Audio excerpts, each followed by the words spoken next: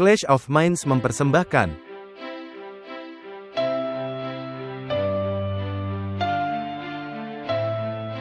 Walter Veith, Martin Smith, Martin Luther, tahun 1517. Konsili Trent, tahun 1545. Luka Parah, tahun 1798. Kebangunan Besar Rohani, tahun 1844. Ensiklikal Rerum Novarum, tahun 1891. Konsili Vatikan II, tahun 1962. Ensiklikal Laudato Si, Perawatan Rumah Kita Bersama, tahun 2015. Pandemi COVID-19, tahun 2019. Pemilihan Presiden Amerika Serikat, tahun 2020. Perang Rusia melawan Ukraina, tahun 2022. Perang Israel melawan Hamas, tahun 2023. WhatsApp Prof 198, Transisi Ideologi, Candace Owen dan yang lainnya beralih ke agama. Halo, dan selamat datang dalam episode lain WhatsApp Prof. Hai Martin. Apa kabar Walter? Baik, Martin. Semakin dekat kita menuju kepada akhirnya, semakin saya merasa senang. Ya, saya setuju dengan semangat itu. Baiklah, mari kita buka dengan doa. Bapa Surgawi kami, terima kasih sekali lagi karena Engkau telah memberi kami kesempatan untuk melakukan diskusi seperti ini. Kami memerlukan Engkau guna mencerahkan pikiran kami, dan tolong kami untuk memahami hal yang Engkau ingin kami memahaminya. Dan juga untuk memberitakan firman kepada orang-orang. Jadi tolonglah kami, dan lindungi kami dengan para malaikat-Mu, dan kami memohon hal ini di dalam nama Yesus. Amin. Amin. Nah Martin, sekali lagi, kita selalu mulai dengan berkata, kita tidaklah berpolitik. Ya. Kita hanyalah para pengamat. Sangat penting. Kita berupaya mencocokkan peristiwa-peristiwa dunia, dan kecenderungan yang ada dalam gambaran nubuatan. Dan kita mengetahui bahwa dunia akan dipaksa untuk menyembah binatang dan patung binatang. Dan karena itu akan menjadi masalah penyembahan, maka pasti akan terjadi pergeseran dari dunia sekuler kepada dunia keagamaan. Jadi, pasti akan terjadi transisi ideologi. Dan seperti yang sudah seringkali kita bahas, adanya kecenderungan dalam umat manusia. Beralih dari zaman pencerahan ke zaman di mana spiritualitas dapat kembali berperan. Karena zaman pencerahan belum memenuhi kebutuhan jiwa. Benar. Jadi, menurut saya, gambar latar kita cukup memberi informasi. Kita bisa melihat pergerakan dari lakukanlah apa yang engkau kehendaki adalah seluruh isi hukum. Kepada ideologi yang lebih berlandaskan Alkitab. Dan orang yang ada di tengah, sedang melihat perpecahan dan pergeseran. Di lengannya ada balutan manset putih dan merah muda. Dan saya pikir orang dapat membuat keputusan sendiri, untuk mempertimbangkan dikotomi pemikiran orang itu. Pergerakan mereka yang lebih cenderung kepada bendera Amerika, akan bersifat lebih legislatif, dan yang dicampur, tetapi tidak dalam pengertian Alkitabiah. Ya. Jadi mari kita meneliti hal yang sudah Anda satukan. Saya rasa, ini sangat menarik. Kita mulai dengan badai matahari. Ini dari situs News 24, badai matahari menimbulkan aurora yang jarang terlihat ke Afrika Selatan. Yang bisa mengakibatkan pemadaman kabel internet. Badai matahari ekstrim pekan ini, membawa penglihatan aurora yang jarang ke Afrika Selatan, untuk pertama kali sejak tahun 1989. Tetapi yang bisa menjadi penyebab padamnya internet, yang menghantam Afrika Selatan, dan beberapa negara Afrika Timur di hari Minggu. Martin, apakah kita bersusah payah mengupload episode yang terakhir? Ya, Sungguh sulit, dan orang-orang bisa melihat ini terlambat. Tiba-tiba saja begitu. Jaringan kita, jaringan selular, dan internet tidak jalan. Dan kita berjuang selama berjam-jam untuk mengupload, dan mungkin orang-orang berpikir, wah, ada apa? Tapi ini memang di luar kendali kita. Kita menyalahkannya kepada badai matahari. Nah, bukankah mereka telah mengatakan di World Economic Forum dari dulu sekali tentang ini, apakah secara alami atau tidak alami?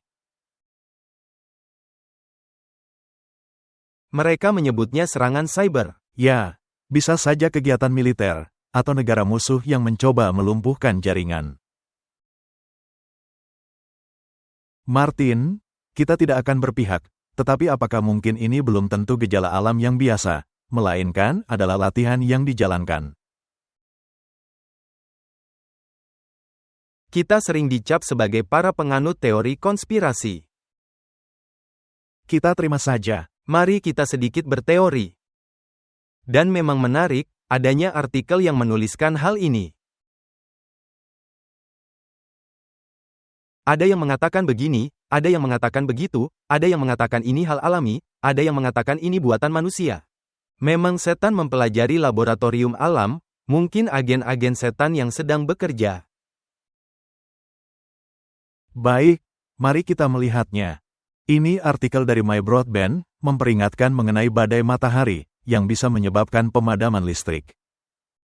Badai dahsyat matahari akhir pekan ini mengancam memicu pemadaman listrik, mengacaukan navigasi, dan tentunya NASA memiliki foto-foto menarik, dan yang dipublikasikan.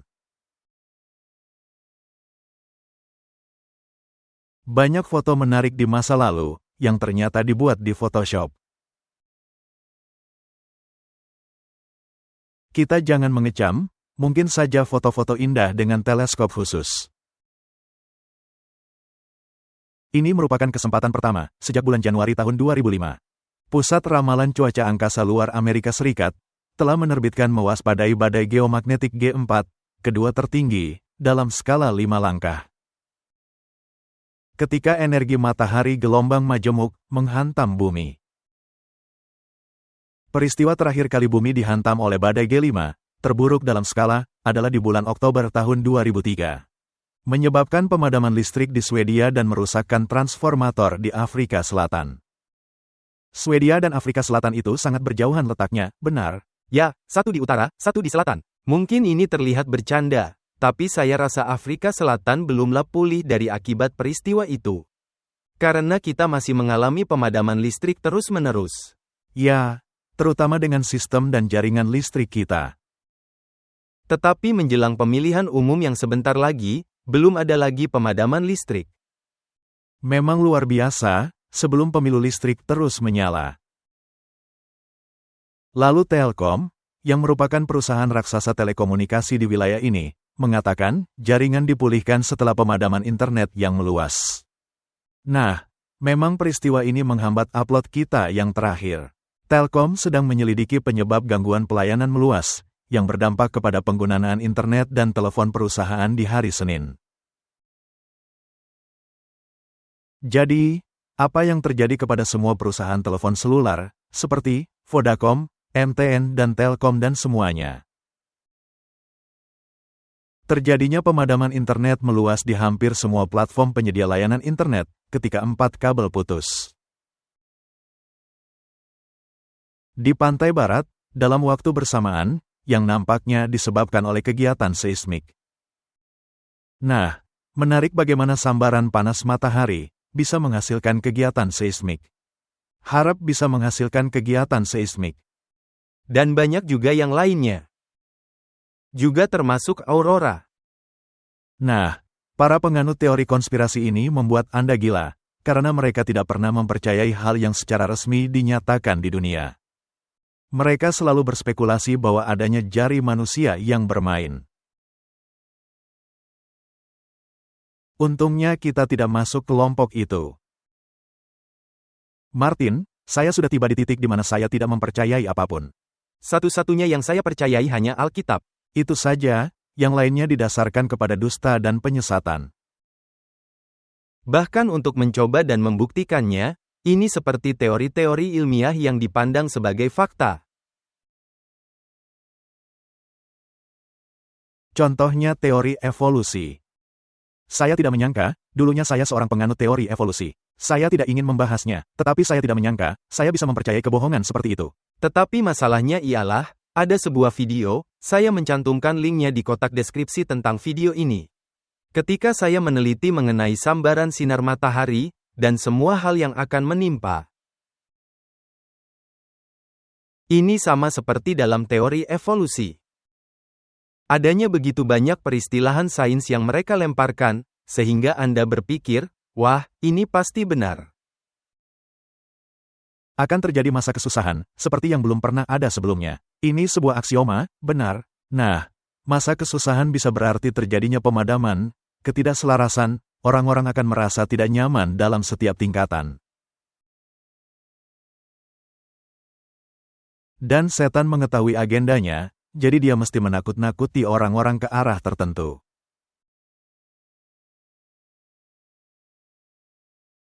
Dan itu memerlukan pergeseran ideologi. Ya. Nah ingat, revolusi Perancis dibuat oleh kaum Jesuit. Voltaire adalah seorang Jesuit. Jadi ini disebabkan oleh kaum Jesuit. Mengapa? Karena paham Katolik telah kehilangan kekuasaannya. Mereka ingin memperolehnya kembali. Jadi, mereka membawa masuk zaman akal budi, yang berakhir dengan kekacauan. Dan berkata, kita mesti kembali ke zaman abad pertengahan, di mana gereja yang mengendalikan. Kesanalah mereka mengarah. Tepat sekali, ini sungguh pintar, dan adanya masa peralihan. Dan mereka punya waktu. Mereka bisa melakukannya dalam 1 abad, atau 2 abad. Ini sebuah artikel dari situs Unilat. Para ilmuwan sedang membuat aurora buatan di langit, guna menjalankan suatu eksperimen. Jadi Martin, jika mereka mengakui bahwa mereka melakukan hal itu, jadi apa penyebabnya, gejala alami atau gejala eksperimen? Jadi, bagi mereka yang suka mencap kita sebagai para penganut teori konspirasi, maka mesti juga ditujukan kepada orang-orang yang melakukannya.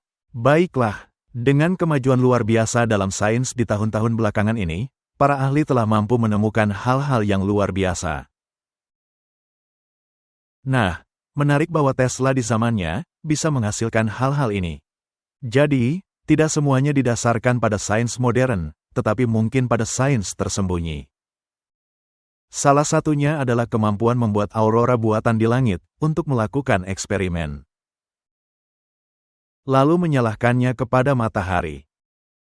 Pemancar gelombang radio frekuensi tinggi, yang dikenal sebagai Fasilitas High Frequency Active Aurora Research Program, HARP, di Alaska, akan membuat suatu gejala di langit selama 4 hari, sejak hari Sabtu, tanggal 11 November guna melakukan eksperimen di ionosfer.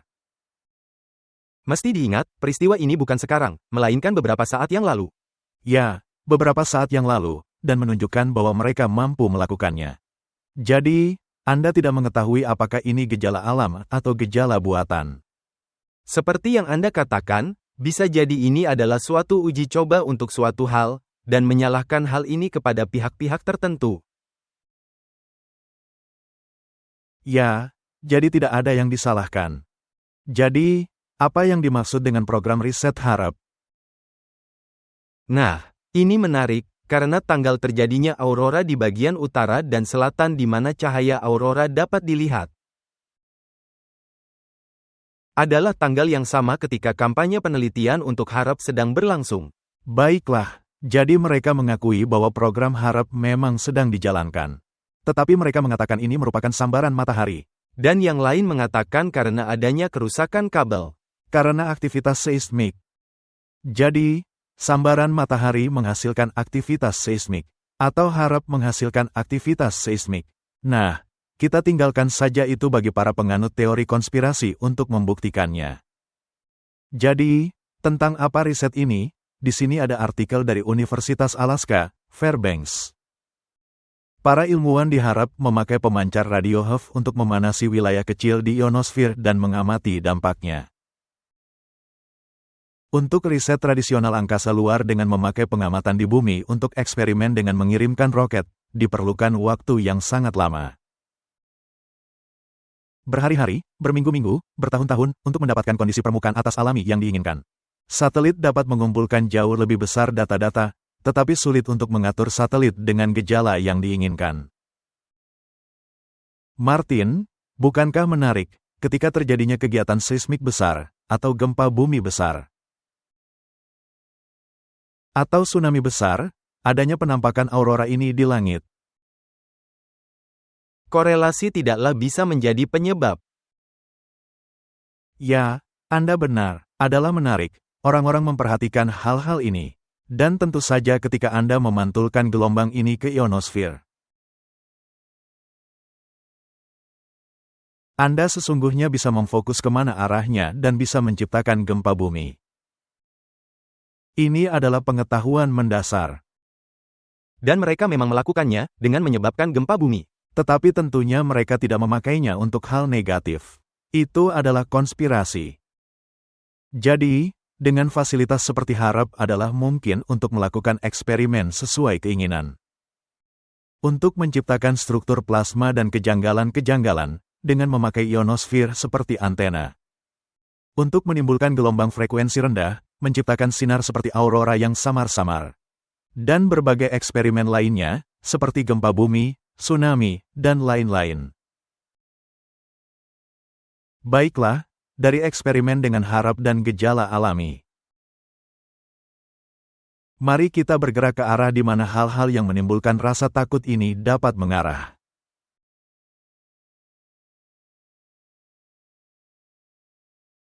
Dan bukankah kita sedang membicarakan mengenai pergeseran ideologi?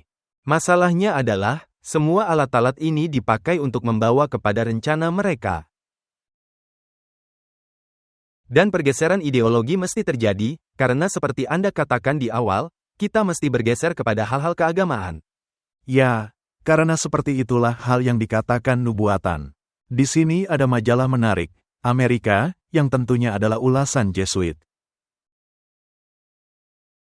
Kaum Jesuit bukanlah orang-orang yang saya sukai, yang mungkin kalian semua sudah memperhatikannya. Paus Francis menerima undangan untuk pertemuan puncak G7 tahun 2024.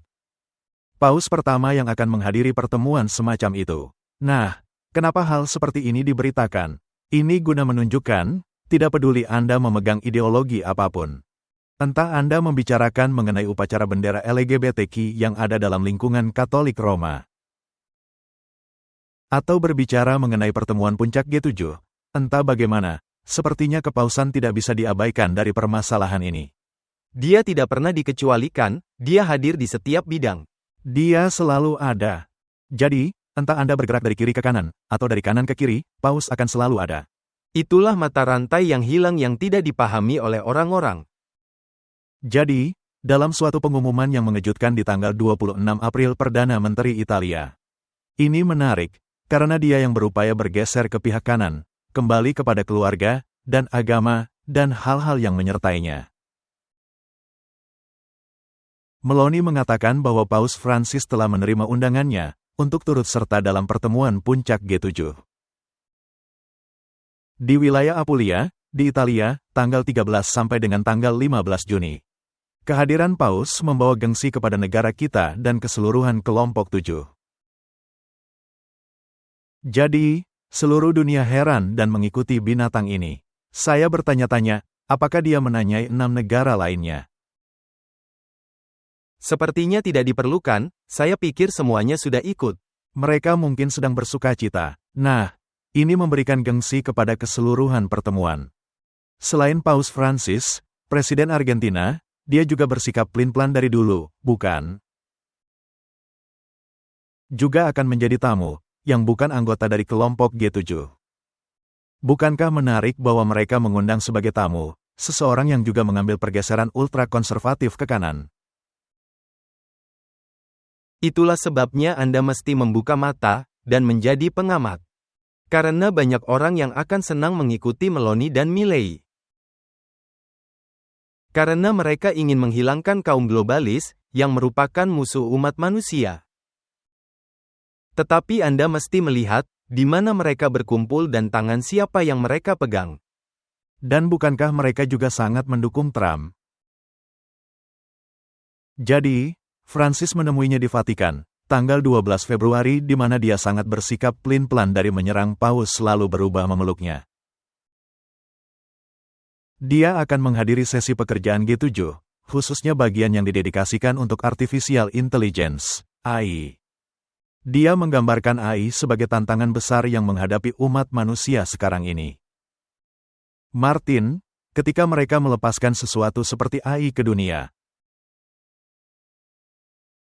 ini merupakan suatu strategi yang dikenal di dunia. Jika Anda memiliki teknologi, pertama-tama Anda mesti mengendalikannya sebelum melepaskannya ke dunia.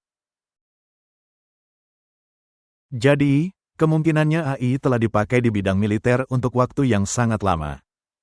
Dan sekarang, mereka berpura-pura bahwa teknologi ini baru ditemukan. Sekarang mereka hendak memperkenalkan aturan-aturan dalam pemakaiannya. Tetapi sebetulnya, kita tidak mengetahui hal di belakang layar, dan seberapa banyak kendali yang mereka miliki. Saya membaca beberapa hari lalu di berita, pesawat jet yang baru. Pesawat jet tempur yang mereka buat, akan membuat takut semua orang, yang sangat dikendalikan AI. Jadi mereka telah menerapkan teknologi ini.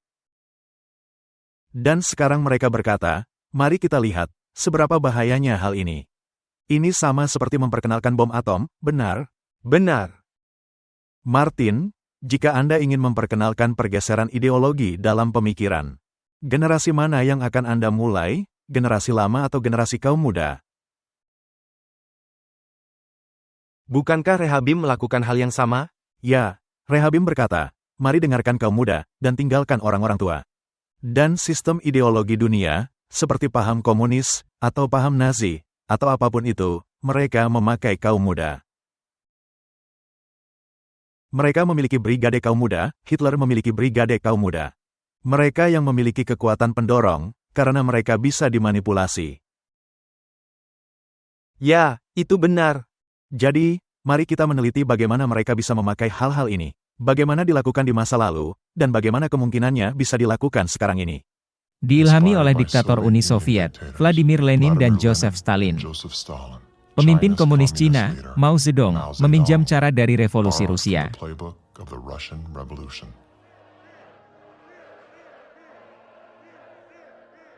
Untuk memerangi kekuatan anti-komunis, Lenin mengorganisir cabang militer dari partai komunisnya, yang dikenal sebagai Tentara Merah. Mengikuti hal yang sama, Mao memberi julukan tentaranya, Penjaga Merah. Tetapi tentara Mao tidaklah direkrut dari militernya. Para penjaga merahnya terdiri dari siswa-siswa SMA dan mahasiswa. Jadi dia memakai orang-orang muda untuk memulai revolusi budaya, meruntuhkan patung-patung, membakar gedung-gedung tua, dan menjelek-jelekkan semua agama, menangkapi semua suara-suara yang menentang, dan menipu semua orang-orang Cina untuk saling bermusuhan. Lihat saja revolusi Mao yang berkata, seberapa banyak kemiripan yang ada?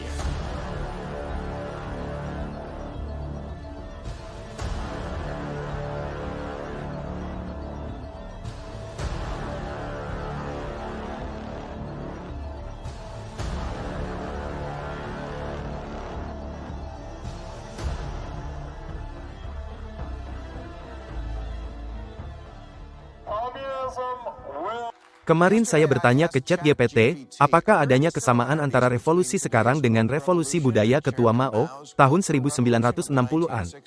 Dan dia menjawab, berapa lama, Anda?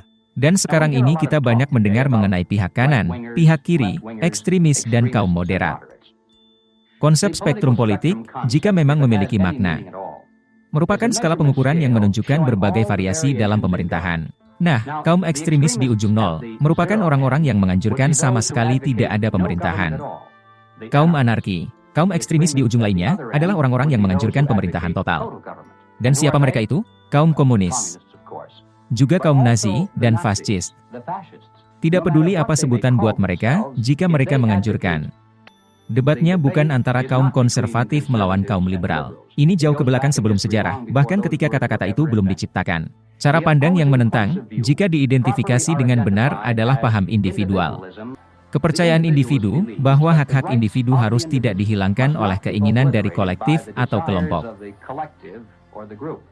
Sedangkan paham kolektif, di sisi lain, mempercayai kelompok itu lebih penting daripada seseorang yang ada di dalamnya. Dan bahwa kepentingan individu mesti dikorbankan bila mana perlu, untuk kebaikan lebih besar untuk jumlah yang lebih besar. Kaum individual meyakini bahwa setiap orang memiliki tanggung jawab pribadi dan langsung. Untuk menyediakan pertama-tama bagi dirinya, kemudian untuk keluarganya. Barulah untuk pihak di luar keluarganya yang mungkin memerlukan. Sedangkan paham kolektif menyatakan individu tidaklah bertanggung jawab untuk amal, untuk membesarkan anak-anaknya sendiri, untuk merawat orang tuanya, atau bahkan memenuhi keperluan dirinya sendiri. Ini merupakan kelompok fungsi dari negara, dari pemerintah itu sendiri. Martin, individualisme versus kolektivisme. Di mana posisi Paus dalam topik ini? Oh, dia ada dalam posisi kolektivisme. Dia merendahkan individualisme. Nah, jika Anda mesti mengambil pilihan antara cara pandang Alkitabiah dunia dan cara pandang kolektif dunia, maka Anda mesti mengambil pilihan individu, bukankah demikian? Benar. Anda tidak bisa membuat pilihan kolektif. Saya tidak bisa bersembunyi di belakang kelompok agama. Saya mesti memiliki keputusan pribadi. Kita akan berdiri sebagai individu dalam penghakiman. Ya, kita tidak bisa bersembunyi di belakang jubah siapapun. Jika kepausan itu menentang individualisme, ketika akan terjadinya pergeseran ideologi, akankah dia kembali menentang individualisme? Tentunya. Jadi kolektivisme harus berkuasa. Ya. Dengan kata lain, harus ada hukum kolektif. Benar. Dan hukum itu mesti dipatuhi demi kebaikan yang lebih besar. Yakni kebaikan bersama. Yang adalah paham kolektif. Dan jika Anda menolak untuk tunduk, dan sama seperti 3 orang muda Ibrani, yang menolak menuruti perintah raja, Anda bisa berakhir di dapur perapian. Apakah kita menuju ke sana? Kita telah melihatnya, sebuah permulaan, dan kita pasti menuju ke arah sana. Jika Anda melihat semua kerusuhan di dunia sekarang ini, dengan ideologi yang terlibat, dan tidak peduli apa slogannya, slogan itu bisa apa saja LGBTQ, bisa aborsi, bisa antisemitisme, bisa apapun itu.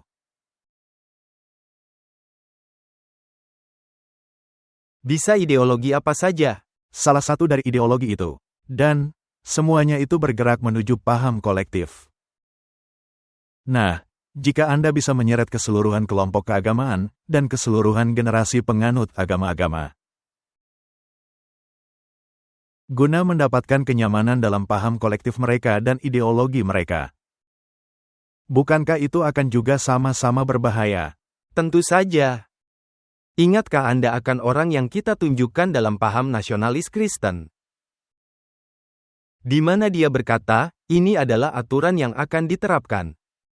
Anda bisa tinggal di sini, tetapi mesti menuruti aturan. Baiklah, jika Anda bergeser dari posisi menghancurkan patung-patung,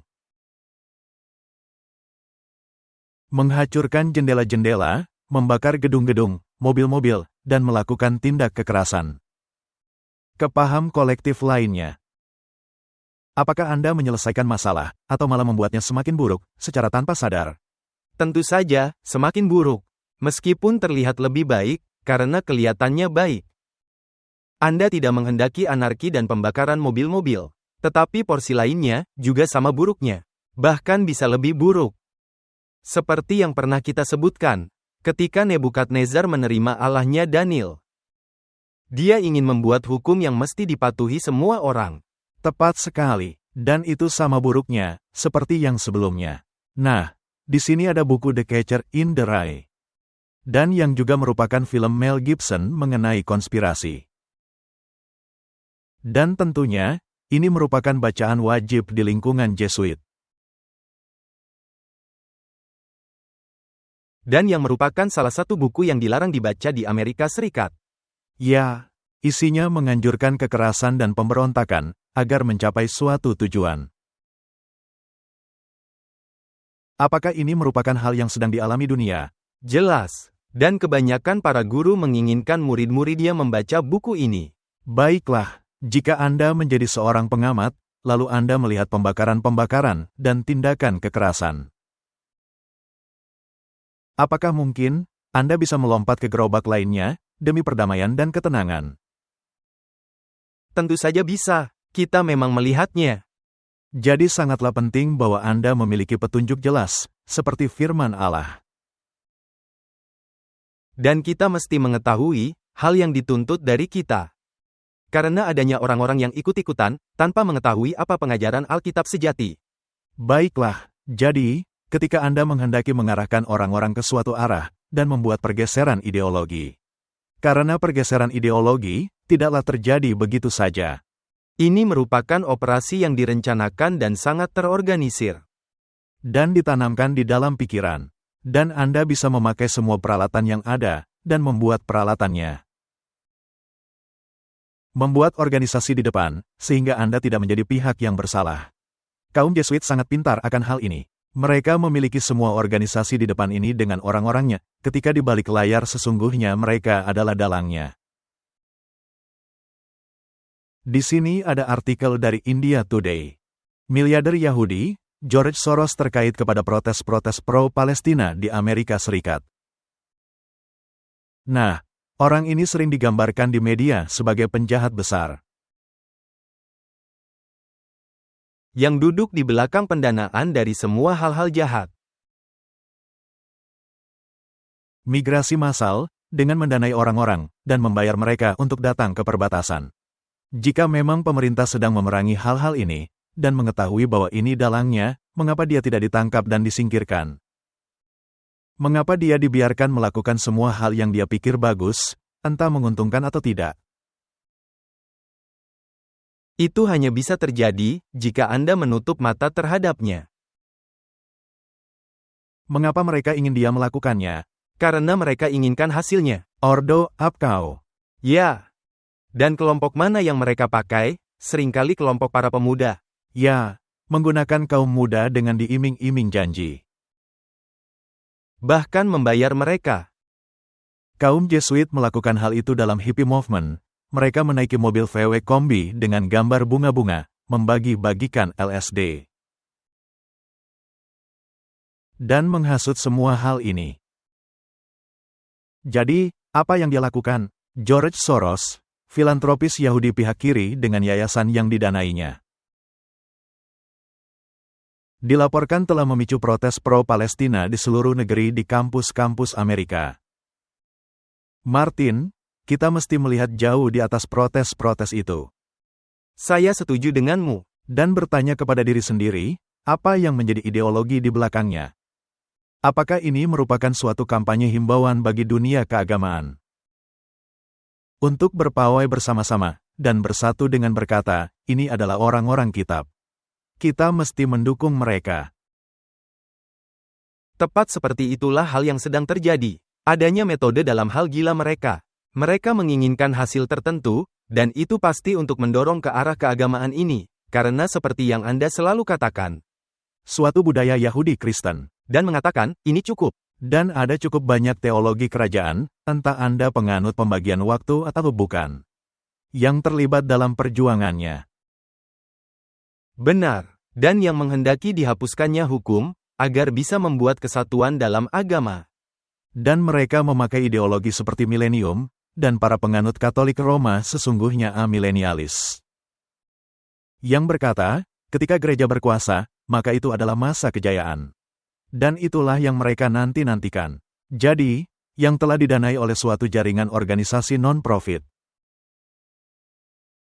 Yang kemudian didanai oleh Soros, seorang miliarder yang terkenal sebagai orang yang membuat Bank Inggris goyah. Dia telah melakukan banyak kejahatan, tetapi yang dibiarkan begitu saja. Dan rekannya adalah Elon Musk, di pihak konservatif.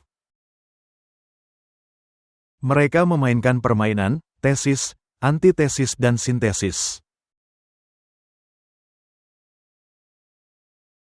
Baik, jadi pada dasarnya apa yang dilatih untuk mereka? Apakah mereka menerima uang atau donat, tidaklah menjadi persoalan. Mereka dilatih untuk melakukan revolusi. Itu yang mesti mereka lakukan. Dan revolusi diadakan guna mengubahkan cara berpikir. Entah demi revolusi atau menentang revolusi. Jadi mereka bahkan dapat memenangkan revolusi ini dan itulah yang kami yakini mereka lakukan. Untuk membuat orang-orang mengatakan bahwa kita sudah muak dengan hal ini. Kita menghendaki kisah di sisi lainnya. Cukup sudah, jadi ada partai anti-Islam di Belanda yang berkata, mereka sedang mengusahakan upaya koalisi bagi pemerintah yang keras. Nah, hal ini juga sangat menarik bagi saya. Karena orang yang bernama Geert Wilders ini adalah tokoh yang anti-Islam.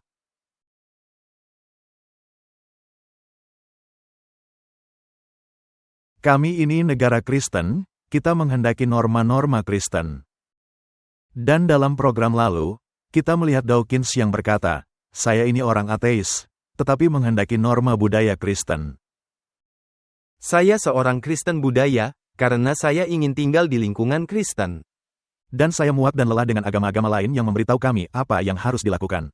Saya ingin kembali ke norma-norma Kristen yang dahulu. Siapa yang akan sangat mencolok sebagai pemimpin utama dalam perkara ini? Yah, jelas Paus. Ya, jelas dia, itulah sebabnya dia diundang hadir ke pertemuan G7. Tepat sekali, benar, dan para peserta akan sangat senang melihatnya hadir, seperti Meloni. Tentu saja. Nah, negara-negara mana yang sesungguhnya sedang bergerak ke arah kanan dalam pergeseran ideologi ini?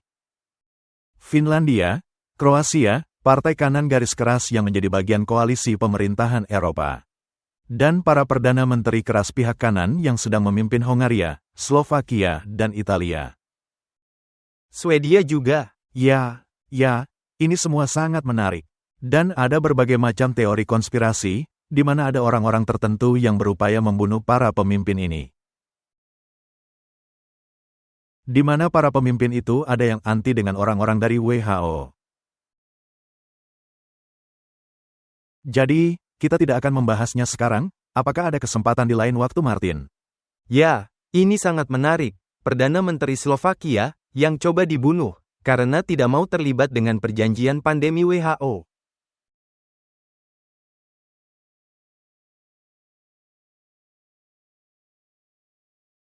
Tapi itu adalah konspirasi. Jadi, apakah adanya pergeseran?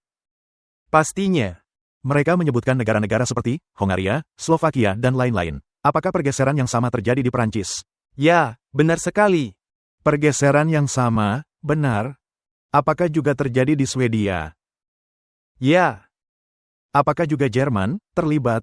Ya. Baiklah, jadi ini waktu yang sangat menarik di mana kita saat ini hidup. Orang-orang berkata, kami muak dengan yang zaman akal budi lakukan kepada kami. Kami ingin kembali ke hal lainnya. Jadi orang Belanda ini, Geert Wilders, bergabung dengan pemerintahan baru sebagai elit liberal Eropa. Dan pemilihan Uni Eropa tinggal beberapa pekan saja. Dan kaum elit liberal betul-betul panik, karena lompatan tiba-tiba ke pihak kanan sedang terjadi di seluruh Eropa. Dia menyatakan bahwa pergeseran ini dipimpin oleh kaum muda. Itu dia, benar. Jadi, apa itu entah untuk pihak anarki? Atau apa untuk pihak konservatif, kaum muda akan terlibat? Kami melihat penguasa sayap kiri ini menghancurkan kehidupan mereka selama COVID, yang secara konsisten menindas kebanggaan nasional mereka. Mengundang dunia ketiga ke Eropa, sementara mereka tidak bisa menemukan pekerjaan, apalagi uang untuk rumah. Apakah itu generasi X? Ya, tentu saja. Yang datang dari tahun 1960-an. Jadi mari menolak hal yang dari masa lalu. Mari berpindah ke hal lainnya. Kita bisa terus melakukan kekacauan, dan merubuhkan segala sesuatunya, atau kembali kepada paham nasionalis Kristen. Dengan hukum yang stabil, seperti yang dikatakan Dawkins, marilah kita menyatakan diri, sekurang-kurangnya sebagai budaya Kristen. Dan disitulah terletak bahayanya. Ini sebuah artikel dari Newsweek. Pihak Republik sedang memberikan suara untuk rancangan undang-undang yang bisa membuat Alkitab menjadi hal ilegal, membuat MAGA murka. Kaum konservatif MAGA menyatakan amarah dalam pengambilan suara pertemuan Kongres untuk Undang-Undang Kesadaran Antisemitisme. Mengenai keprihatinan yang akan membuat Alkitab menjadi hal tidak legal. Apakah iman menjadi permasalahan? Selalu. Ini bukan lagi hal yang terpisahkan. Paus akan hadir di pertemuan G7. Ya. Jadi, beberapa kalangan konservatif mempermasalahkan RUU tersebut. Terkait definisi antisemitisme yang mencakup, klaim bahwa orang Yahudi membunuh Yesus atau pencemaran nama baik. Mereka telah membuat koalisi dalam pikiran mereka dengan sistem Yahudi. Paham pembagian waktu, dispensasi, ada dalam pikiran mereka. Mereka tidak menyadari paham pembagian waktu, dispensasi, berasal dari kaum Jesuit. Alat yang lain. Ini adalah alat mereka. Ini adalah suatu dusta. Ini didasarkan atas penafsiran palsu akan siapa itu Israel Allah. Rumahmu sudah ditinggalkan sunyi senyap. Anda mesti ada dalam Kristus, agar menjadi keturunan dan ahli waris Abraham, menurut janjinya. Jadi mereka khawatir bahwa orang-orang akan membuat Alkitab menjadi hal tidak legal. Sementara definisi dalam rancangan undang-undang memang menggolongkan pemikiran bahwa kaum Yahudi terlibat dalam pembunuhan Yesus sebagai antisemitik. Ini tidaklah membuat Alkitab menjadi hal tidak legal. Orang-orang yang memegang kitab, mari kita kembali kepada Alkitab. Apakah itu merupakan pergeseran ideologi? Jelas. Tapi saya pikir orang-orang ini harus sedikit mundur. Karena kalau tidak salah, Paus telah membebaskan kaum Yahudi dari kesalahan mereka. Ya, mereka telah dibebaskan dari kesalahan mereka. Mereka sangat gembira. Memang orang-orang Roma yang membunuh Yesus. Tetapi siapa yang menyerahkannya? Orang-orang Yahudi. Martin, jika Anda bisa menggambarkan masyarakat yang ada sekarang, dalam terang yang paling tidak masuk akal. Dapatkah itu menjadi insentif untuk menciptakan suatu pergeseran ideologi yang lebih rasional? Bisa, bahkan untuk orang-orang yang tidak beragama. Bahkan untuk orang yang tidak beragama, bukan, seperti kaum Dawkins di dunia. Kita tidak bisa hidup dengannya. Ini sama sekali tidak masuk akal. Jadi kita akan menunjukkan mengenai furis, orang memakai kostum hewan. Coba jelaskan apa itu furis. Furis adalah orang yang diidentifikasi sebagai hewan. Oh, ini biasanya ada di sekolah ya? Khususnya di sekolah. Sebagai referensi, mereka menaruh kotak kotoran di sekolah-sekolah, untuk mereka yang diidentifikasi sebagai kucing. Sekarang ada beberapa pemberontakan tentang anak-anak yang tidak dapat menerima hal ini lagi. Saya tidak tahan lagi sekarang, itu benar-benar konyol. Nah Martin, dulu ketika saya memiliki roh pemberontakan, saya selalu memakai kotak itu, agar guru-guru yang membersihkannya. Mari kita lihat, bagaimana hal ini telah dikecam habis-habisan. Anda tahu mengenai protes pro-Hamas di sekolah Ivy. Tetapi bagaimana dengan protes Furry? Tren baru telah muncul, di mana adanya anak-anak yang meyakini diri mereka adalah binatang yang dikenal sebagai furries. Mereka membeli telinga hewan, cakar, ekor gratis dan warna-warna secara online, dan memakainya ke sekolah. Ini kelihatannya tidak merugikan, tetapi kenyataannya hal ini menghambat studi di sekolah. Baru-baru ini, anak-anak SMP Mount Nebo di Utah keluar dari kelas dan menyatakan sudah muak. Anak-anak yang memakai kostum hewan mengganggu murid-murid lain yang berjalan di lorong-lorong sekolah. Mereka menggigit kami, mencakar kami, mereka menggonggong pada kami. Mereka merangkak dan menerkam orang-orang. Sebenarnya hal ini bukanlah sesuatu yang terjadi. Faktanya, banyak informasi yang beredar di luar sana yang sama sekali tidak benar dan tidak akurat. Tetapi murid-murid menegaskan ini memang terjadi. Dan adanya orang tua yang mendorong anaknya bertingkah seperti hewan. Karena menurut mereka, ini memang bagus untuk memainkan peran dan memakai hayal mereka. Rekan-rekan, ini sudah di luar hayalan. Ini gila. Dan kita bertanya-tanya mengapa nilai tes menurun di negara ini, dan mengalami kekurangan sekitar 55.000 guru penuh waktu. Sudah waktunya, sekolah-sekolah melarang hal ini, dan meniadakan kostum hewan. Manusia bukanlah hewan. Tapi apa yang kita harapkan terjadi ketika orang tua menyuruh anak-anak untuk memilih jenis kelamin yang mereka sukai pada hari tertentu. Dan sekarang, binatang apapun yang mereka inginkan. Lihatlah perkembangannya. Marilah kita mengingat, Allah menciptakan laki-laki dan perempuan dalam rupanya, untuk tujuannya. Kita adalah cerminan dari pencipta ilahi, bukannya seperti hewan-hewan yang Tuhan berikan kepada kita yang mesti kita kuasai. Sudah saatnya kembali ke membaca, menulis dan berhitung, dan bukannya makan makanan hewan dan menggunakan kotak kotoran. Maaf, bisa saja mereka lucu dan menarik untuk pesta kostum. Tetapi furries tidak boleh ada di ruang kelas di Amerika. Martin, apa ini? Hanya sekedar alat lain yang dipakai untuk pergeseran ideologi. Ini adalah hal yang agung beralih ke hal tidak masuk akal. Mari kita kembali ke norma yang ada. Beberapa norma dan kepekaan, bukan, jadi marilah kita menggeser ideologi. Nah, mereka bisa membeli hal-hal tadi secara online. Jadi apakah perusahaan-perusahaan raksasa memainkan peran mereka? Tentu saja. Apakah perusahaan-perusahaan itu hanya cari untung, atau yang menggerakkan tren, agar memperoleh tren lainnya? Saya pikir dua hal itu. Mereka membantu menggerakkan tren, karena para pimpinannya mengetahui hal yang sedang terjadi. Sedangkan yang lainnya, hanya sekedar cari untung. Jadi dialektika Hegel, industri dan media, semuanya terlibat, yang mengendalikan mereka. Siapa yang mengatakannya? Bukan kita, melainkan Alkitab sudah meramalkannya. Benar. Martin, apakah akan berguna jika dalam kondisi yang penuh kekonyolan seperti ini? Kita melihat pergerakan besar-besaran dan pergeseran ideologi ke arah agama secara tiba-tiba. Dan orang-orang memegang posisi mereka, khususnya orang-orang media.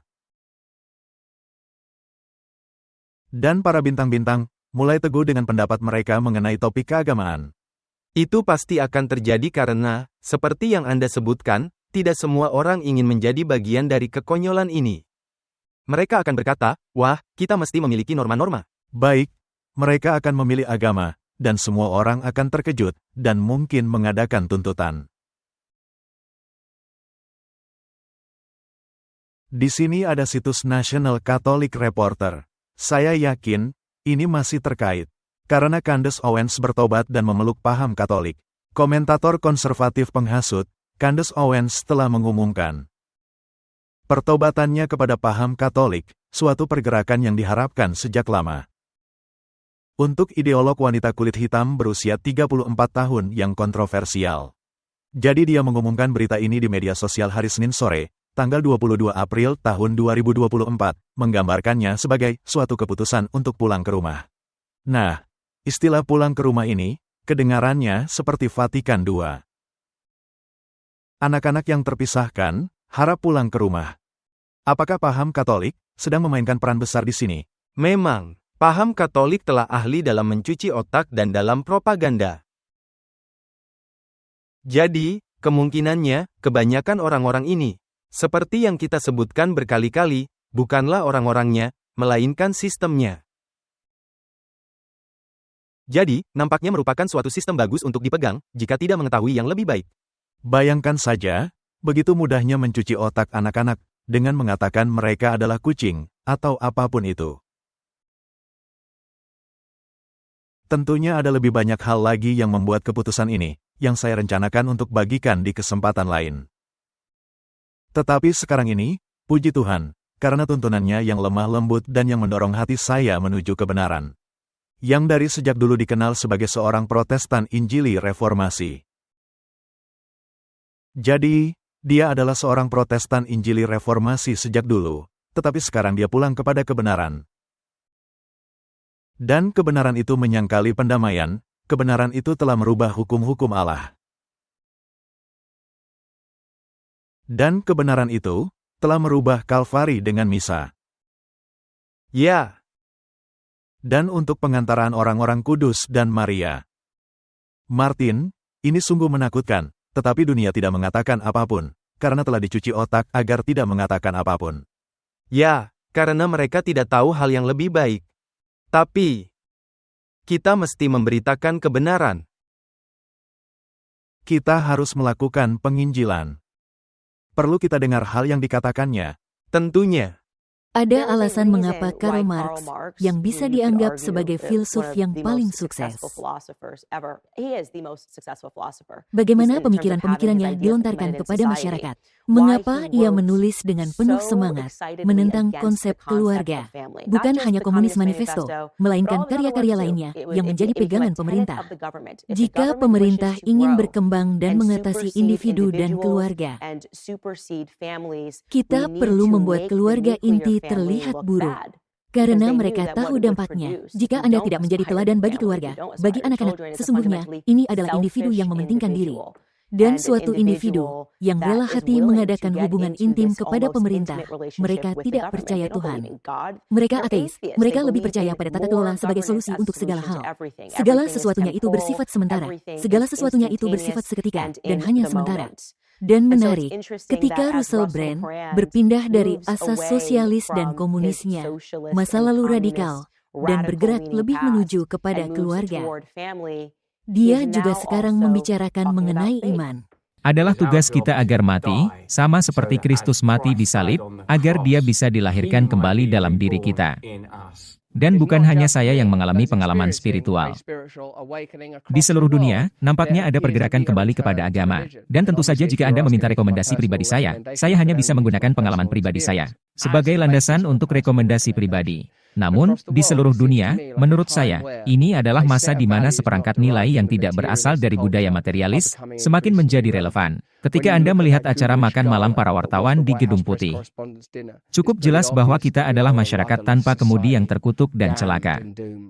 Dan banyaknya orang yang bersifat sinis kepada meningkatnya ketertarikan kepada paham kekristenan dan kembali kepada Allah. Tapi bagi saya ini jelas, ketika makna memburuk dalam dunia modern, ketika sistem nilai dan lembaganya runtuh. Semua kita menjadi sadar, adanya suatu lingkungan yang lebih baik dengan tokoh yang kita kenal selama ini. Yang ada di sekitar kita. Ini sungguh membuat saya bersemangat. Sekarang tuan-tuan dan nyonya-nyonya, media mainstream sangat menyukainya. Ketika dia tenggelam dalam kecanduannya, mereka membencinya. Pikirkan saja, dan saya sangat meyakini bahwa Hollywood diciptakan oleh CIA. Saya sungguh meyakininya. Anda bisa bilang itu adalah teori konspirasi. Ketika saya berpikir tentang semua permasalahan masyarakat, ketika saya berpikir tentang bagaimana mereka dengan sengaja menempatkan orang-orang di puncak Hollywood yang mengajarkan prinsip-prinsip yang merusak, yang secara rutin mengemukakan prinsip anti keluarga, dan yang sekarang mengemukakan prinsip setan dengan jelas. Ini mestinya membuat Anda berpikir dan merenungkan, mengapa mereka menolak orang seperti Russell Brand. Ketika dia muncul dengan kesadaran bahwa keluarga dan iman membentuknya menjadi orang baik, namun mengagumi individu-individu saat mereka tenggelam dalam kecanduan mereka. Saya persilahkan Anda berpikir. Baiklah, jadi seberapa penting struktur keluarga bagi dia? Sangat penting. Nah, bukankah inti paham Katolik adalah mengenai keluarga? Ya. Dan bukankah waktu bebas untuk keluarga? Ya. Bukankah penyembahan hari Minggu menjadi bagiannya? Ya, keseluruhan pergerakan hari Minggu ditujukan bagi keluarga. Dan bukankah itu telah menjadi bagian ensiklikal Rerum Novarum? Ya. Yang mendikte keseluruhan kegiatan ekonomi dunia. Bagaimana dengan ensiklikal Laudato Si? Anda melihat betapa lihainya setan itu. Jadi, tujuan menghalalkan segala cara. Hollywood itu adalah teater Jesuit. Ini dimaksudkan untuk membentuk suatu skenario yang akan direndahkan pada akhirnya. Sehingga Anda dapat mencapai titik kemana Anda menginginkan bandul tersebut berayun. Apakah bandul sedang berayun? Mereka telah berhasil dalam apa yang telah mereka rencanakan bertahun-tahun yang lalu. Nah, rencananya begitu cemerlang, mesti adanya ahli strategi super di belakangnya. Dan ahli strategi itu adalah setan, yang memberi inspirasi kepada orang-orang, guna melakukan sesuatu. Dan perempuan tadi mengakui bahwa setan ada di belakang semua itu. Tetapi dia tidak menyadari, dia bisa menjadi orang di belakang pergerakan yang sedang terjadi sekarang. Itu merupakan bagian yang paling berbahaya. Ini sungguh menakutkan, karena saya tahu, banyaknya orang yang terperangkap dalam hal ini. Anda terperangkap, karena nampaknya ini hal indah yang mesti terjadi. Memang bagus kalau dia bertobat. Tetapi Anda harus memberitakan kebenaran menyeluruh, karena mesti keluar dari sistem Babel. Jadi Martin, hal yang menarik, tidak peduli siapa pemilik besar media atau bintang mega, atau peran apa yang dimainkannya. Di sini dari situs independen, Bear Grylls menolong membaptis Russell Brand di Sungai Thames, dan bagaimana ini terjadi. Nah Martin, ceritakan sedikit mengenai Bear Grylls. Bear Grylls terkenal karena melakukan aksi bertahan hidup. Di mana dia ditempatkan di tempat terpencil, dan kemudian dia menunjukkan beberapa keterampilan bertahan hidup yang tidak terlalu menyenangkan. Dia makan apa saja yang merayap dan merangkak. Dia menaruhnya ke dalam mulutnya, dan orang-orang ketakutan. Dia menjadi tokoh terkenal, dan jutaan orang menyaksikan tingkahnya. Dan kalau saya tidak salah, tahun lalu, dia membawa Russell Brand berlayar dan banyak membicarakan mengenai iman. Mereka membicarakan mengenai iman. Jadi, sekarang mereka saling menolong untuk dibaptiskan. Hal ini untuk memberitahukan sesuatu. Nick Hilton melihat bagaimana Bear Grylls dan Russell Brand, yang sekarang saling terkait kepada program baptisan Injili. Dibaptiskan bersama-sama di Sungai Thames. Ini memberitahukan sesuatu. Benar. Dan meskipun ini merupakan pertobatan yang terasa, sayangnya dalam tahapan ini, masih menjadi bagian dari rencana mereka. Bagian dari rencana mereka, dan memimpin kepada suatu pergeseran ideologi tertentu. Saya pikir jika setan sedang duduk santai, dia tidak peduli jika ada kerusakan tambahan dalam pandangannya. Seperti, katakanlah, beberapa di antaranya benar-benar pindah agama, tidak masalah baginya. Selama dia bisa mendapatkan gambaran menyeluruh. Nah, dalam Catholic Herald, dikatakan, Russell Brand dibaptis sambil membuat referensi Katolik yang menyimpang. Jadi, Russell Brand lebih berada di pihak Injili, dan di sini dia sedang membuat rujukan Katolik. Dan tentunya, sebelumnya dia seorang penganut Buddha. Jadi yang sebelumnya menjadi penganut Buddha, tetapi sekarang menyatakan, dia memegang doa Rosario.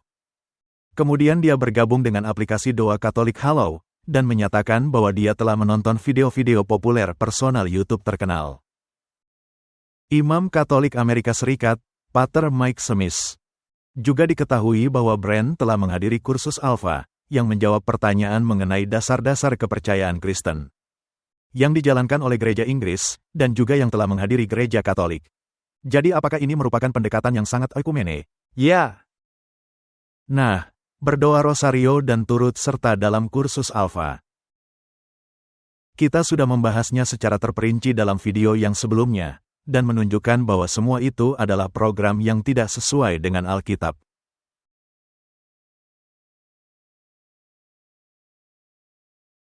Malangnya, itu bagian dari pencucian otak. Jadi, di sini kita melihat suatu pergeseran ideologi. Orang-orang secara tiba-tiba menjadi beragama. Dan gereja Katolik selalu menjadi sorotan. Nah, poin lainnya yang cukup menarik, bahwa Candace Owen telah menggabungkan dirinya kepada para penganut Katolik konservatif.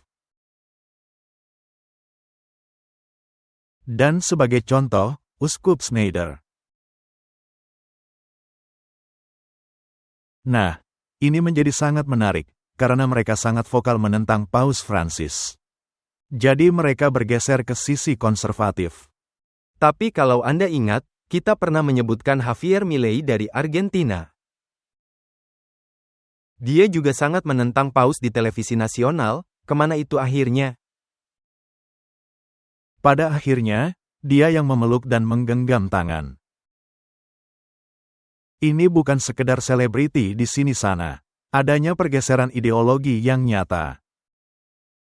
Mari kita melihat orang-orang yang terlibat, dan dampak yang mereka berikan. Menurut Anda, mengapa semakin banyak tokoh-tokoh terkenal menjadi orang-orang Kristen, seperti Candace Owen?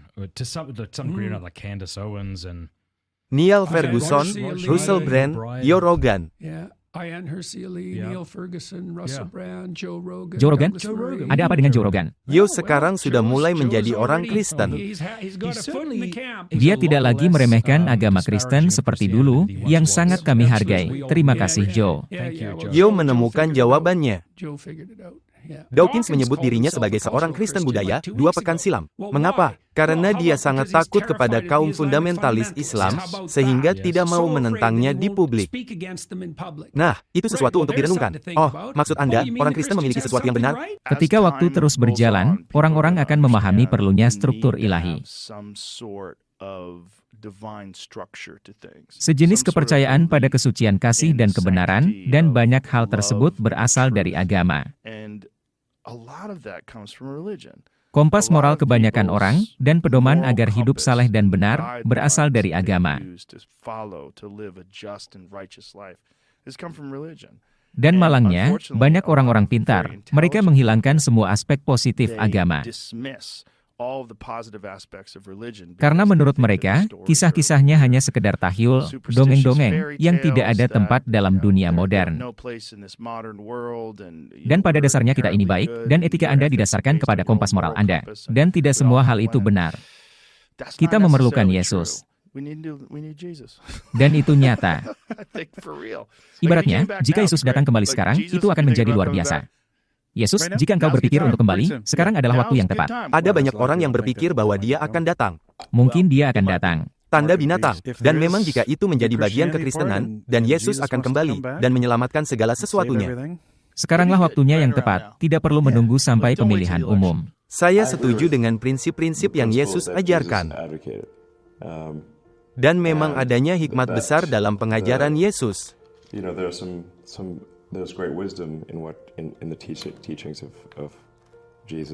Dan saya setuju dengan ajaran-ajaran itu. Seperti menyodorkan pipi lainnya, ketika ditampar, ini penting. Karena mata ganti mata, bisa membutakan orang.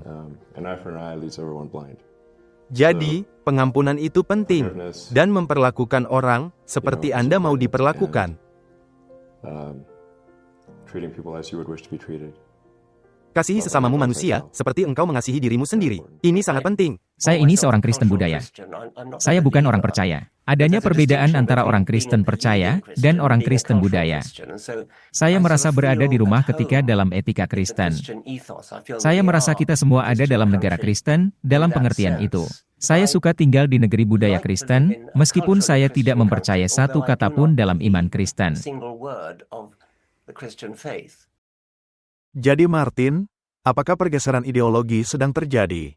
Saya rasa sangat jelas sekali. 2 tahun silam, kita tidak lihat ada hal-hal seperti tadi. Tidak ada, ini terjadi sangat cepat. Sangat cepat.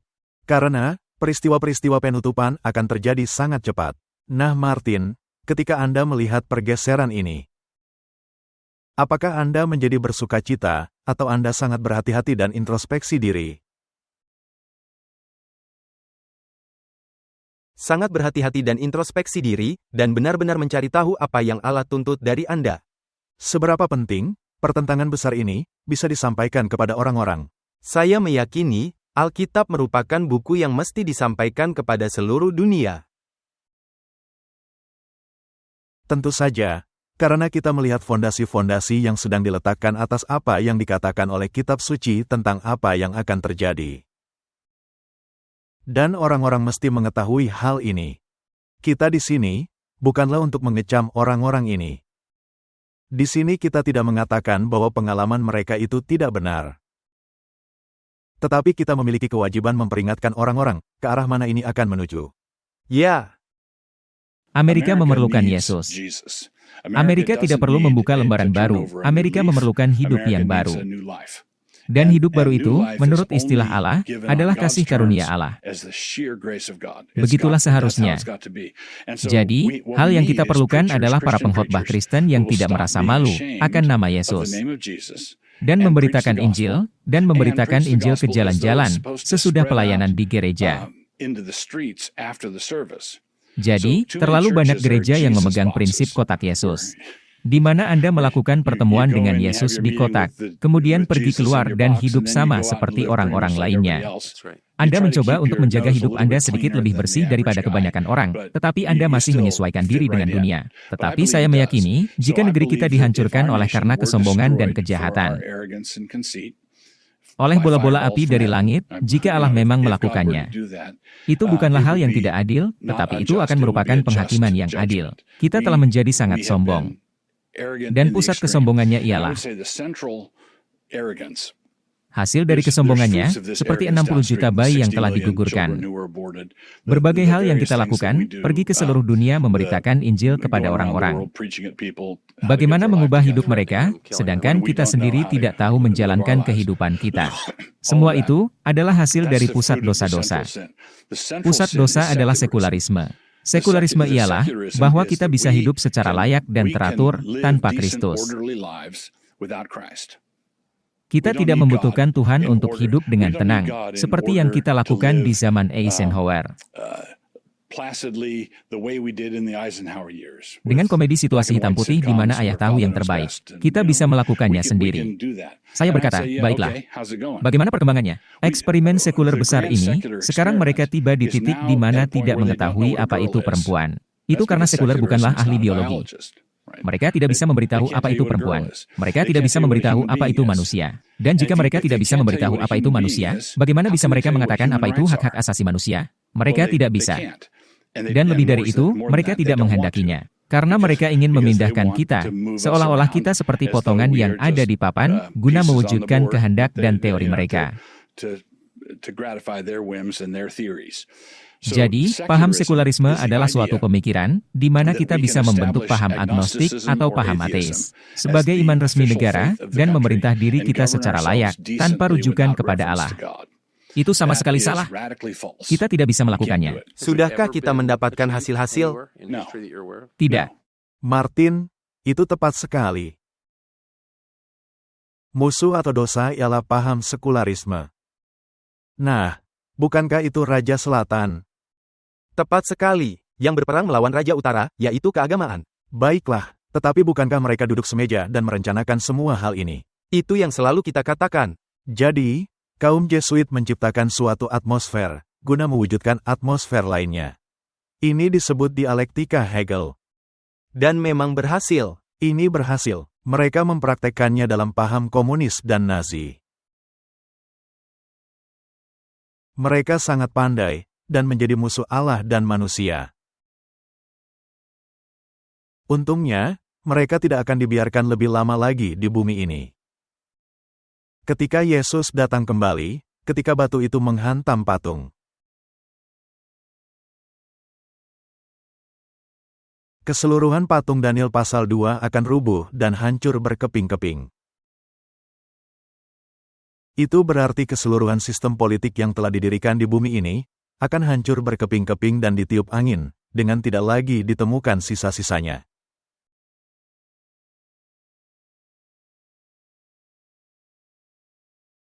Dan ketika Anda tidak mengambil keputusan yang benar sekarang, maka Anda akan diterbangkan bersama debu itu, dan tidak akan ada lagi. Ini sangat serius. Dan ketika Anda mengatakan di mana posisi kita dalam aliran waktu patung itu, kita telah sampai ke kuku jari-jari kaki. Ya, di kuku jari-jari kaki. Dan kekerasan-kekerasan yang kita lihat di dunia, dan pergolakan yang ada, merupakan ciri khas pergolakan ideologi Raja Utara melawan Raja Selatan. Dan Raja Utara akan melawan paham sekularisme, dengan segala kemampuan yang ada. Kita melihatnya sekarang. Dan Raja Utara akan menaklukkannya. Dan dia akan mendirikan kemahnya di lingkungan Allah. Dan banyak orang akan berkata, wah, ini bagus. Karena memang kelihatannya bagus, tapi sebenarnya tidak berlandaskan Alkitab. Bagus secara relatif, jika dibandingkan peristiwa yang sebelumnya. Nah, beberapa selebriti yang kita sebut, seperti Beck, mereka mengetahui buku yang kita bicarakan, yaitu Kemenangan Akhir.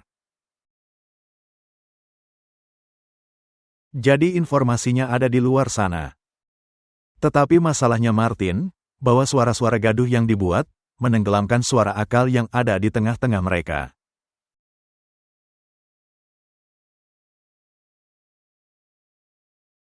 Begitu banyak suara-suara gaduh, sehingga ketika kita tidak memusatkan sinar terang kepada informasi itu, maka akan hilang. Benar, itu poin yang bagus. Bahkan ketika Anda memiliki buku Kemenangan Akhir di rak buku Anda, bahkan ketika Anda membacanya, dan menaruh kembali ke rak buku Anda, masih tidak akan menolong. Tidak akan bermanfaat, jadi suara kecil tidak berdampak, Anda mesti meneriakkannya. Ini adalah buku Kemenangan Akhir oleh Ellen G. White. Ini tentang peperangan antara yang baik melawan yang jahat. Kita melihatnya dimainkan semakin nyata dalam dunia di sekitar kita, setiap hari. Buku ini, selain Alkitab, merupakan buku terbaik yang pernah saya baca. Karena menceritakan masa lalu, masa sekarang dan masa depan. Jika kita berbalik dari Allah dari prinsip sejarah Alkitab, maka kita akan menghadapi masalah. Saya meyakini, bangsa ini ada dalam masalah besar. Kita mesti kembali kepada prinsip-prinsip Alkitab yang praktis untuk kehidupan sehari-hari. Pertentangan besar ini akan mengubahkan kehidupan orang-orang. Bahkan tokoh besar Paul Harvey, ketika masih hidup, pernah berkata kepada saya, ini adalah buku terbesar yang pernah dibacanya. Jadi ini yang buku luar biasa. Glenn baru saja memberitahu saya, ini adalah buku yang orang kirim kepadanya lebih dari apapun. Buku ini telah dikirimkan kepada saya lebih dari buku-buku lainnya. Saya telah dikirimi 500 buku ini selama 5 tahun terakhir. Jadi Martin, informasinya memang ada. Dan video ini, 10 tahun yang lalu. Ya benar, jadi informasinya sudah ada. Tetapi sinar terang tidak dipusatkan kepada buku ini. Karena orang-orang mengikuti suara-suara gaduh. Apa tugas kita? Tugas kita adalah untuk menunjukkan kebenaran kepada mereka. Baiklah.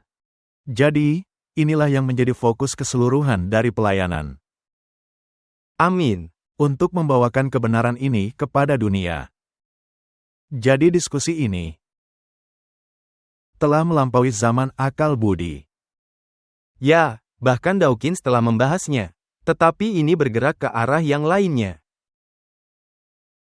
Ya, bukankah teori evolusi didasarkan kepada akal, ketika tidak ada alasan yang tepat? Mari kita dengarkan bagaimana orang-orang media membahas hal ini. Mari kita dengarkan. Jadi Anda mengangkat tentang Tuhan, jadi mari kita bahas gambaran yang lebih besar lagi, ketika saya mengatakan kapan hal itu dimulai. Saya pikir, ketika sepertiga para malaikat Tuhan hilang. Dan ketika setan diusir dari sorga, semua argumentasi itu adalah mengenai pilihan pribadi. Anda mesti memilih, Anda akan menderita, atau apapun itu, tetapi Anda akan memiliki kebebasan memilih. Setan berkata, tidak, kamu tidak ingin mereka semua menderita, kamu tidak ingin semua itu. Orang macam apa kamu ini? Saya pikir kamu orang yang baik, sekarang kamu buat semua orang menderita, dan kamu bilang bahwa sebagian dari kami akan hilang. Aku akan beritahu apa yang perlu dilakukan. Saya pikir, hal yang sedang kita alami sekarang ini, adalah peperangan yang sama dengan kejatuhan sepertiga para malaikat. Dan masih merupakan argumentasi yang sama juga. Bagaimana bisa memperdaya sepertiga para malaikat yang senantiasa melihat Allah, memuji Allah, berdiri di hadapannya dan mereka mengetahui siapa Allah itu? Bagaimana bisa setan membujuk mereka? Pastinya setan membuat Allah seperti monster. Melalui belas kasihan, Anda mesti berkata, dia menghendaki adanya yang hilang. Dia tidak akan menyelamatkan semuanya. Allah menghendaki engkau menderita, sedangkan saya memberitahu engkau ada cara untuk tidak menderita. Pikirkan saja itu. Anda benar sekali. Dan apa yang Anda lihat dalam pergerakan ini selama ratusan tahun, untuk membuat argumentasi semacam itu, bahwa Allah itu kejam. Allah membuat semua aturan ini untuk hidup Anda, dan Dia jahat. Tuhan mengatakan, janganlah kamu melakukan ini, engkau harus melakukan itu. Mengapa tidak ada kebebasan penuh? Dan para pengikut setan memakai argumentasi ini, lakukan apa kehendakmu. Itulah keseluruhan hukum. Kita tidak mesti mematuhi kode moral yang bodoh itu. Siapakah Tuhan ini sehingga Dia memerintah kita? Dan untuk waktu yang lama, insting jahat ini dicegah, khususnya di dunia barat, karena masyarakat mengatakan, ini hal penting dan bagus. Tetapi sekarang, hal itu runtuh, setelah periode beberapa generasi yang senantiasa diserang, indoktrinasi beberapa generasi anak-anak. Maka sekarang kita bergerak ke fase baru peperangan. Tetapi masih merupakan perjuangan yang sama, antara yang baik melawan kejahatan, sejak diciptakannya manusia. Mungkin bisa saja fase baru peperangan, tetapi inti peperangannya masih tetap sama. Apa yang menonjol dalam diskusi tadi? Yaitu mengenai hukum moral. Kita tidak memerlukannya. Itulah pendapat masyarakat, tetapi lihat akibatnya. Di masa silam ketika norma-norma itu dipatuhi, masyarakat teratur. Tetapi sekarang, hanya kekacauan. Apakah ini sebuah undangan agar hukum moral itu dikembalikan? Tentu saja, tapi ada. Tetapi adanya perangkap, karena selalu ada perangkap ketika setan terlibat. Hukum moral yang mana yang akan mereka kembalikan? Hukum Katolik. Versi Katolik. Apakah ada hukum keempat di dalamnya? Ya. Tidak, itu menjadi hukum yang ketiga. karena hukum kedua dihilangkan, dan mereka mengubahkan harinya. Bagaimana dengan hukum kedua? Tidak ada lagi. Dan membagi hukum ke-10 menjadi 2 hukum. Ya, jadi Martin, di sini ada poin menarik. Mereka akan menjalankan hukum versi Katolik. Ya, dan masalahnya adalah mengenai tanda binatang. Mereka tidak akan memahaminya secara utuh, karena itu dikaitkan kepada hukum keempat. Jadi, kalau saya bisa membuat himbauan kepada Glenn Beck, Anda telah memiliki 500 buku kemenangan akhir. Tolong baca satu saja, hanya satu. Jadi melalui dekrit yang memaksakan lembaga kepausan, dalam pelanggaran kepada hukum Allah, bangsa kita akan memutuskan diri sepenuhnya dari kebenaran. Ketika paham Protestan akan mengulurkan tangannya, melewati jurang guna menggapai kekuasaan Roma. Ketika dia menggapai jurang maut, guna menggapai tangan paham spiritualisme. Dan ketika di bawah pengaruh persatuan palsu 3 kesatuan ini, negeri kita akan membatalkan semua prinsip konstitusinya, sebagai negara Protestan dan pemerintahan republik. Dan yang akan mengupayakan penyebaran luas kepalsuan dan penyesatan kepausan. Maka kita bisa mengetahui, waktunya telah tiba untuk pekerjaan ajaib setan, dan akhirnya sudah dekat. Jadi apakah akhirnya sudah dekat, Martin? Saya meyakini demikian. Saya meyakininya, tentu saja. Sama seperti mendekatnya bala tentara Romawi merupakan tanda bagi para murid-murid sebagai kehancuran yang segera bagi Yerusalem. Demikian juga kemurtadan ini menjadi tanda bagi kita, bahwa kesabaran Allah telah dicapai, dan ukuran dosa-dosa bangsa kita telah penuh. Dan malaikat belas kasihan akan segera terbang, dan tak pernah kembali. Umat-umat Allah akan kemudian terbenam dalam adegan penderitaan dan tekanan, yang digambarkan Nabi sebagai masa kesusahan Yakub. Nah, bagian yang menyedihkan adalah, bahwa orang-orang ini dengan tulus ingin meluruskan masalah ini. Tetapi mereka telah dibohongi. Dan mereka jatuh ke dalam perangkap. Pekerjaan siapa untuk memperingatkan akan perangkap ini? Gereja yang sisa. Dan jika umat yang sisa tidak melakukannya, apakah mereka gagal dalam menjalankan perintah Allah? Tentunya. Nah, bagaimana jika ada orang dalam lingkungan kita berkata, jika Anda melakukan hal itu, maka Anda adalah teroris. Biarkan saja, bahkan bila terjadi peperangan. Dan malangnya, bukan itu tujuan kita. Gereja ini bukanlah gereja oikumene. Benar. Hakim seluruh bumi akan segera bangkit dan menyatakan otoritasnya yang direndahkan. Tanda kelepasan akan diberikan kepada orang-orang yang menuruti hukum-hukum Allah. Yang menghormati hukum Allah, dan yang menolak tanda binatang atau patung binatang. Allah telah mengungkapkan peristiwa-peristiwa yang akan terjadi di akhir zaman, agar umat-umatnya disiapkan melawan semua penentangan dan murka. Orang-orang yang sudah diperingatkan terkait peristiwa yang akan menimpa, janganlah duduk tenang-tenang menghadapi badai yang akan menimpa. Dengan mengatakan bahwa Tuhan akan melindungi mereka dalam masa kesusahan. Kita semestinya seperti orang-orang yang menantikan Tuhan, bukan dengan berpangku tangan, tetapi dengan bekerja sungguh-sungguh. Dengan iman yang teguh, bukan waktunya membiarkan pikiran kita dipenuhi hal-hal yang tidak penting. Ketika orang-orang tertidur, setan memasang perangkapnya, agar umat-umat Allah tidak mengalami belas kasihan atau keadilan. Pergerakan hari Minggu sedang bergerak dalam kegelapan. Ini tepat hal yang kita lihat. Dan kita menunjukkannya, Anda bisa melihat ini. Kita tidak bisa diam-diam saja. Para pemimpin sedang menyembunyikan permasalahan yang sebenarnya. Dan banyak yang bergabung dalam pergerakan, mereka sendiri tidaklah melihat kemana pergerakan ini mengarah. Mereka tidak melihatnya. Sayangnya, memang adanya banyak orang yang jujur, tetapi Anda harus bangun. Pengakuannya nampaknya tenang dan nampak seperti Kristen. Tetapi ketika berbicara akan mengungkapkan roh naga. Adalah tugas kita untuk melakukan semua yang kita bisa untuk menghindari bahaya yang mengancam. Kita harus berusaha untuk menghilangkan prasangka dengan menempatkan diri kita pada posisi yang tepat di hadapan orang-orang. Kita mesti menyajikan ke hadapan mereka topik permasalahan yang sebenarnya. Membuat protes yang efektif, melawan pembatasan kebebasan hati nurani. Kita mesti menggali kitab suci, dan mampu memberikan alasan bagi iman kita. Kata Nabi, Orang yang jahat akan semakin bertambah jahat. Tidak seorang pun orang jahat yang memahaminya, tetapi orang bijak akan memahaminya. Martin, Alkitab berkata, orang-orang bijak akan membawa banyak orang kepada kebenaran. Jadi marilah kita memberitakan kebenaran. Dan kebenaran artinya melakukan hal yang benar.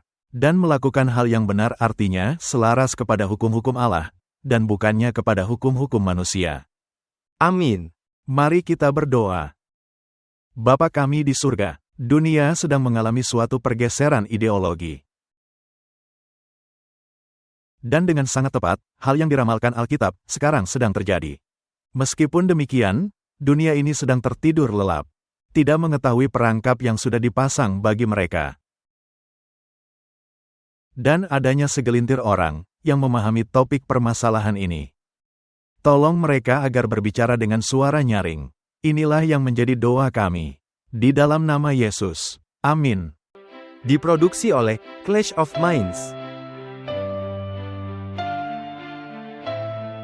Menampilkan pembicara, Walter Veit dan Martin Smith.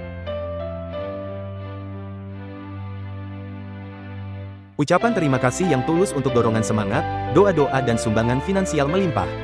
Untuk detail kontak.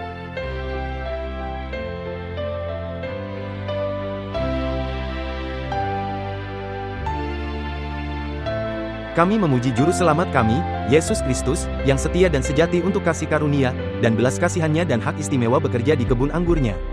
Guna menggapai jiwa-jiwa bagi kerajaannya yang segera tiba.